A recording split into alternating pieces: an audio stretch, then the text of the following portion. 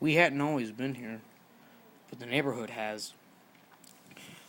Even before it was a neighborhood on Earth, this one had been here. Here for those that would be lost on these cursed grounds. Here for those who had died long before their real life ever truly began. Here for those who never really wanted to grow up.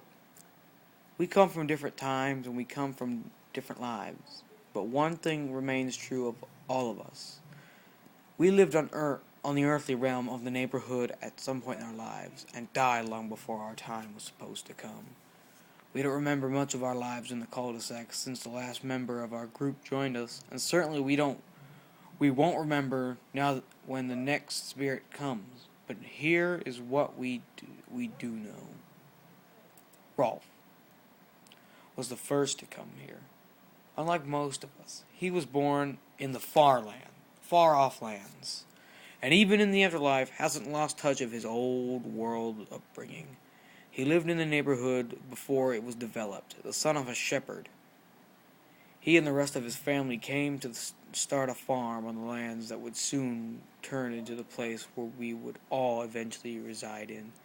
He died in 1903. While tending to his family's animals, the bull broke loose from its pen. And in Rolf's brave attempts to stop the beast, he was trampled to death. That is why, even though he brought many of his family's livestock with him in spirit, he chose not to bring the cattle along. He continues to go about the farm business on a daily basis, but is more than happy to occasionally neglect them to play with the other children of the neighborhood. Johny was always the lonely boy. In fact, Rolf actually became his first human friend ever when he came to the cul-de-sac after his death. His parents moved onto the grounds of Rolf's former farm not long after his death.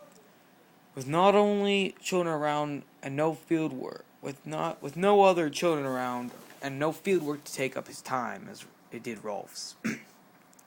Johny drew into his own mind to a great extent.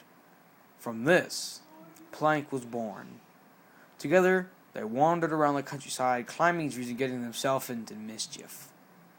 Sadly, this didn't last forever.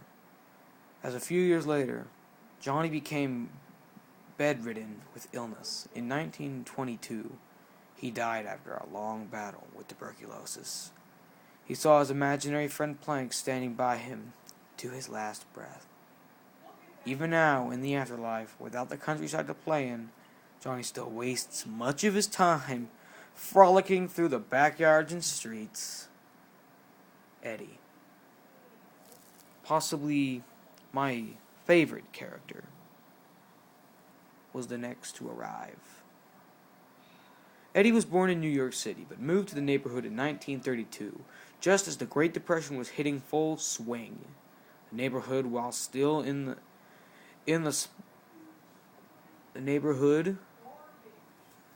while still different, was beginning to take full form from the fields of its past. His family moved in and split up the lands that had once belonged to Rolf's family. Always a schemer, Eddy looked to do anything to bring some comfort to his very bare family life, even if it cost him a friendship of others. Eddy died in 1939. After one of his grand plans to swindle a sap backfired, he drowned trying to cross the local river, after trying to run away from the angry kids who he had tried to deceive. And it is also said that Eddy didn't have much of a father figure, so he created his brother. And he lived up to his brother, looked up to him. Even in the afterlife, Eddy keeps chasing after the almighty dollar.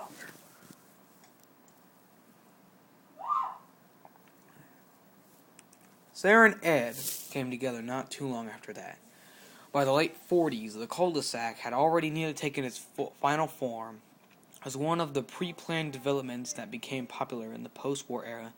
As brother and sister growing up in the chaos of World War II, they both had various ways of escaping their lives as children of a dead GI and a working mother. Sarah became enraged and controlled as she sought out to make sure that everyone around her knew that she was in charge, all in an attempt to copy off of her view of the hustle and bustle of her often working mother. Ed, on the other hand, went about it in a different way. He shut out life entirely. In fact, he shut out nearly everyone and everything in the world entirely, becoming what appeared. Ed, doing this made Ed appear to look like an imbecile. Ed chose instead to become completely involved in the monster movies and comic books that began to pop up after the war had ended. It wasn't too long after this. In 1953, Ed and Sarah's father had returned from the war. However, from the things he had seen, he was driven insane and assaulted his mother and was sent to the local asylum. Not 3 months after he was taken to the asylum, he broke out, found Ed and Sarah in the cul-de-sac playing. He was going after Sarah, but Ed stood up to him. Ed didn't survive. Sarah was driven insane and even more angry, also blaming Ed for leaving her.